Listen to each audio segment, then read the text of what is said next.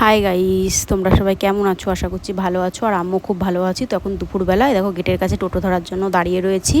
তো হ্যাঁ, এক জায়গায় যাব, ভিডিওটা দেখতে থাকো, সবই বলবো কোথায় যাচ্ছি কি।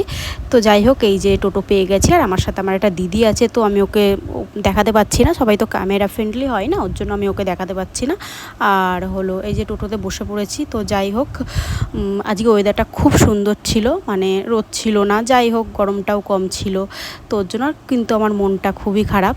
ওর জন্যই মনে করলাম চল যাই ঘুরে আসি। ও বলছিল, আর এখানে দেখো মানে কি দারুণ লাগছে না, খুব সুন্দর লাগছিল দেখতে। আকাশটা একদম মেঘলা মেঘলা, আর এই টাইমটার থেকে ঝিরিঝিরি বৃষ্টি হচ্ছিল। তো যাই হোক, ফাইনালি দেখো আমি যেখানে যাব সেখানে চলে এসেছি। তোমরা তো দেখে হয়তো অনেকে বুঝতে পেরেছো, চিনতে পেরেছো। হ্যাঁ, বাবলা সীতানাথ মন্দিরে এসেছি। তো যাই হোক, ওই যে আমি বললাম আমার মনটা একটু খারাপ ছিল, আর ওই দিদিকেও বলার সঙ্গে সঙ্গে রাজি হয়ে গেল। তো আমরা দুজনাই যে চলে এসেছি এখানে।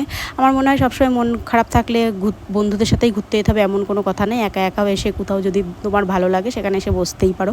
তো আমি এই যে আমার সাথে সাথে তোমরাও ঠাকুর দর্শন করে নাও। এই টাইমটায় গেটটা বন্ধ ছিল, যেহেতু দুপুরবেলার টাইমে গেছিলাম আমরা, এই 12টা সাড়ে 12টার দিক করে। তো হলো অনেক লোকই ছিল। এবার যাই হোক, এখানটাই তখন এই যে আমি তোমাদের ঘুরে ঘুরে মন্দিরটা দেখাচ্ছিলাম, আর বাইরে বৃষ্টি পড়ছিল দেখে বাইরেটা আর নামতে পারিনি। তো এই যে আমি ওই ভেতরটার থেকেই ঘুরে ঘুরে দেখাচ্ছিলাম। আমরা এখানে অনেকক্ষণ বসেছিলাম, আর সত্যি বলছি এত সুন্দর, মানে অন্যরকম একটা শান্তি লাগছিল। তো যাই হোক, ভিডিওটা কেমন লাগলো বলো, যদি ভালো লাগে লাইক করে দিও।